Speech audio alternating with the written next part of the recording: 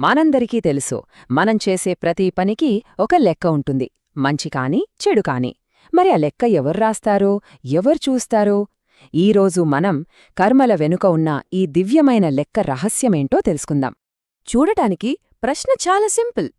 చనిపోయాక మన కర్మల లెక్క ఎవరు చూస్తారు? అంతే. కాని దీనికి సమాధానం మాత్రం మనం అస్సలు ఊహించని విధంగా ఉంటుంది. మరి ఆ లెక్కలు చూసేది ఎవరు? దేవుడా? లేదా అక్కడ కూడా ఏదైనా కోర్టుంటుందా? అసలీ ప్రాసెస్ అంతా ఎలా జరుగుతుంది? పదండి తెలుసుకుందాం. సరే, మనం మొదటి విభాగానికి వచ్చేద్దాం. అదే ఆత్మపరిశీలన. మన కర్మలకు అసలైన జడ్జ్ ఎవరో తెలిస్తే నిజంగా ఆశ్చర్యపోతారు. ఎందుకంటే ఆ న్యాయనిర్ణేత ఎక్కడో లేరు, మనకు చాలా దగ్గరగా ఉన్నారు. ఇక్కడే అసలు ట్విస్ట్ ఉంది. మన కర్మల లెక్కలు చూడటానికి, మనకు తీర్పు చెప్పటానికి బయటనుంచి ఎవ్వరూ రారు. ఏ న్యాయమూర్తి ఉండడు. మరి ఎవరు? మన ఆత్మనే. అవును, ఆత్మనే తన కర్మలన్నింటినీ స్వయంగా చూసుకుని ఒక అంచనాకి వస్తుందట. ఎందుకంటే ఆలోచించండి, బయట ఎవరో వచ్చి శిక్ష వేస్తే వచ్చే మార్పు కన్నా మన సాక్షి ఇచ్చే తీర్పే కదా అసలైన పరివర్తనకు దారితీస్తుంది. అంటే ఆ జడ్జ్ మన లోపలే ఉన్నారన్మాట. మరి ఈ ప్రాసెస్ అంతా ఎలా జరుగుతుంది? ఇది మనం చనిపోయాక ఒక ఉన్నతమైన సూక్ష్మలోకంలో జరుగుతుంది. ఈ లోకంలో మన భూలోకంలో ఉన్నట్టు కోపాలు, తాపాలు, పక్షపాతాలు లాంటివి ఏమీ ఉండవు. మన జీవితకాలంలో మనసు చేసిన ప్రతి పనిని, ప్రతి ఆలోచనను ఒక ఫిల్మ్లాగా రికార్డ్ చేస్తుంది. చనిపోయిన తర్వాత ఈ భౌతిక ప్రపంచమనే తెర తొలగిపోగానే ఆత్మ తన జీవితాన్ని మొత్తం పూర్తి క్లారిటీతో, ఎలాంటి ఫిల్టర్ లేకుండా చూసుకుంటుంది. ఓకే, ఆత్మ తన జీవితాన్ని తనే సమీక్షించుకుంటుందని మనకర్థమైంది. మరి ఆ రివ్యూలో వేటికెక్కువ మార్కులు పడతాయి, వేటికి తక్కువ పడతాయి అంటే మంచి పనులకు, చెడు పనులకు తేడా ఏంటో చూద్దాం. ఇక్కడ చూడండి, 2 రకాల పనుల లిస్టుంది. ఎడమవైపు అహంకారం, ఇతరులను తక్కువ చేసి చూడటం, మన చుట్టూ ఉన్న ప్రపంచాన్ని పాడు చేయడం, ఇలాంటి చెడు కర్మలున్నాయి. ఇక కుడివైపు దారి తెలియని వాళ్లకు దారి చూపించడం, ఆపలితో ఉన్నవారికి అన్నం పెట్టడం, దాహంతో ఉన్నవారికి నీళ్ళివ్వడం, ధైర్యం కోల్పోయిన వారికి 4 మంచి మాటలు చెప్పడం, ఇలాంటి మంచి కర్మలున్నాయి. ఆత్మ తన జీవితాన్ని చూసుకున్నప్పుడు ఈ తేడాను స్పష్టంగా గమనిస్తుంది. సో ఇక్కడే కీలకమైన విషయముంది.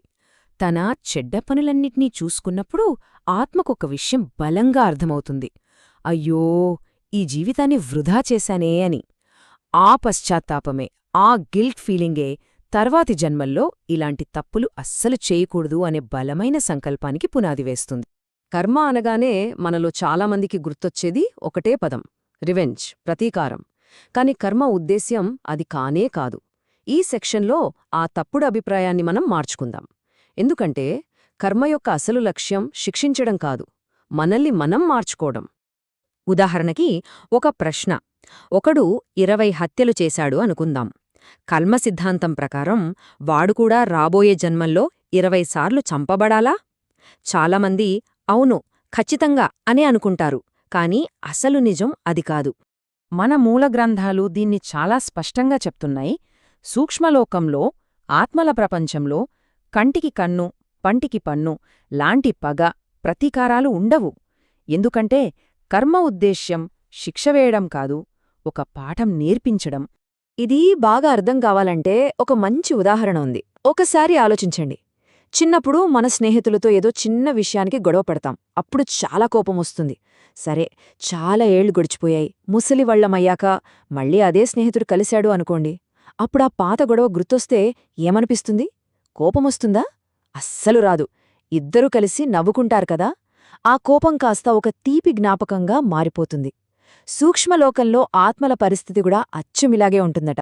ఈ ఉదాహరణ దేన్ని సూచిస్తుంది అంటే, చనిపోయిన తర్వాత ఆత్మలు ఈ భూమిమీద ఉన్న కోపం, పగ, ప్రతీకారం లాంటి ఫీలింగ్స్ నుంచి పూర్తిగా బయటపడతాయి.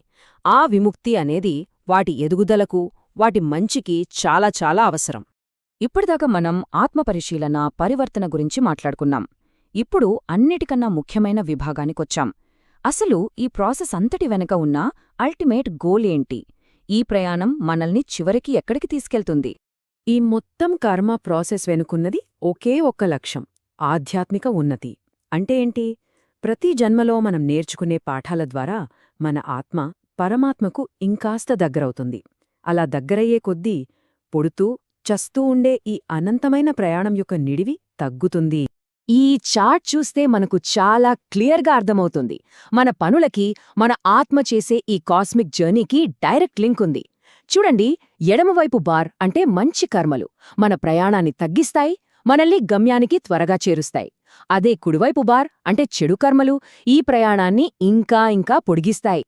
ఈ ఒక్క వాక్యం మొత్తం విషయాన్ని చాలా సింపుల్గా చెప్తుంది. మంచి పనులు చేస్తే మనం దేవుడికి దగ్గరవుతాం, చెడ్డ పనులు చేస్తే ఆయనకు దూరమవుతాం. చివరికి మన డెస్టినీని మనమే సెలెక్ట్ చేసుకుంటున్నామన్నమాట. కాబట్టి మనమేం నేర్చుకున్నాం? మన పనులే మన ప్రయాణానికి కంపాస్ లాంటివే. మరి మనందరం మనల్ని మనం వేసుకోవలసిన ఒకే ఒక ప్రశ్న ఇది: మన ఈ అనంతమైన ప్రయాణం ఏ వైపుకు వెళ్తుంది? మంచివైపుకా, చెడువైపుకా?